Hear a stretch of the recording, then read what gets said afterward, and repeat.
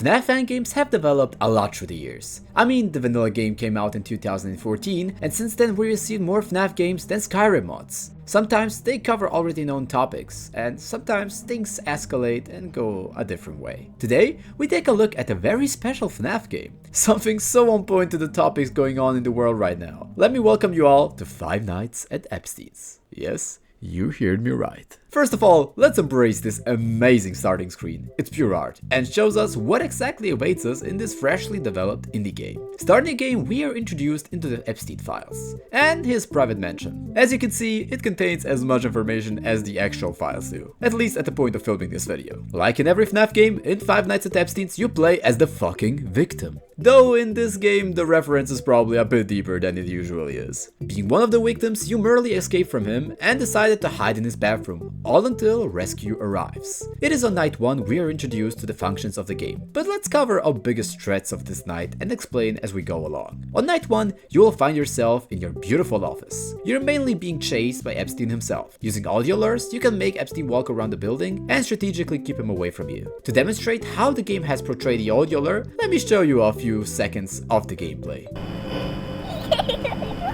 Yeah. He works very similar to Springtrap from FNAF 3, and he also has a lot more lore-wise in common with him than you probably would have thought at first. The real G's will know what I mean. It is important that you don't actually play the sound in the same room twice, or more times. This will cause Epstein to ignore it and just proceed to the next room. And the next thing you know, he will be stuffing you up like William Afton did with the animatronics. Your office consists of 2 doors and a closet door. Now you would think that he's about to bust that door wide open, right? Yeah, that's not the case. You see, through the whole game, he didn't even hesitate to open that door once, and straight up peeks from the corner of the room, and shortly after just launches himself right at you. This was also one of the fastest jump scares I've ever seen in my life. The audio also enhances this effect by a lot.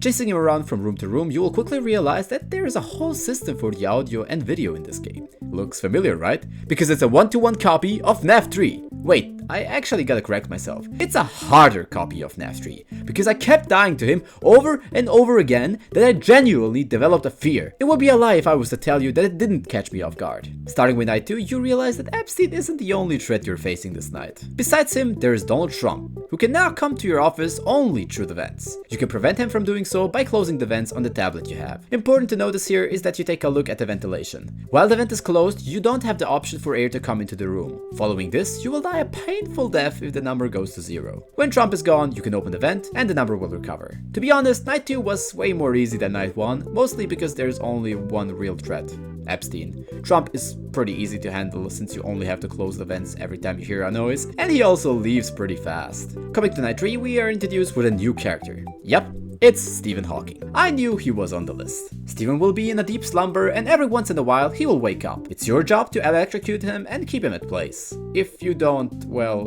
in this game he takes the role of a music box, which gets more and more annoying as the nights go on. On night 3, the game still holds onto its name, because it's Epstein who mostly uses your ass like a pencil sharpener. And after many painful tries, I managed to come to night 4.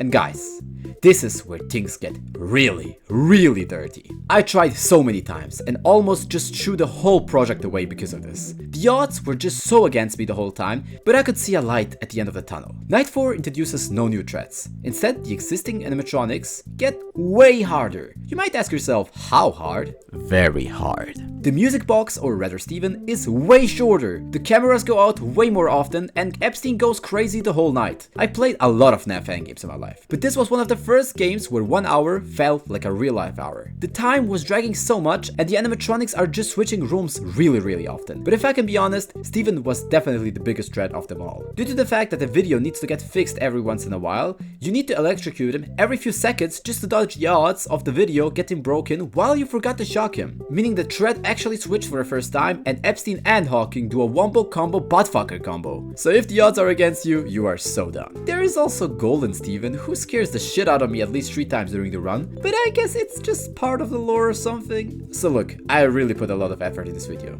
So if you can like and subscribe, it will mean the world to me and help to push this video. The term starting with the letter E, if you know what I mean, is very strict on this platform and will probably get the video shadow banned, so I would really appreciate it. Anyways, night 5 is also a way harder version. The animatronics move way more often and Steven needs more of your attention. but after beating it, you are greeted with this wonderful screen. Wasn't it worth it? We escape from the island and get thrown into the main menu, this time with a special night with Epstein, a new 6th night. I couldn't do anything else but to try this one out. Even though I don't really know what the lore of this was, because we already escaped the island once, Epstein goes sicko mode and gets glowing eyes. To my understanding, he can now jump rooms and is also in general way harder. I really tried to beat this one, but I kept dying to him over and over again. Look, I suck at a lot of FNAF fan games, I already said it once, but this time I really think it wasn't my fault. It was just really annoying and stressful to chase him, because if you lose him once, the night is just over. That's GG. So yeah, that will be the summary of this FNAF fan game video. When searching for these games, I really tried to find the most unique and interesting ones on the platform. And even though the game itself is a big joke, it's really well made, and so I can only give my props to the developer. Also, thanks to anybody who stuck till the end. The question of the video is, what FNAF fan game do you enjoy playing the most? Perhaps we will do a video about it. Much love,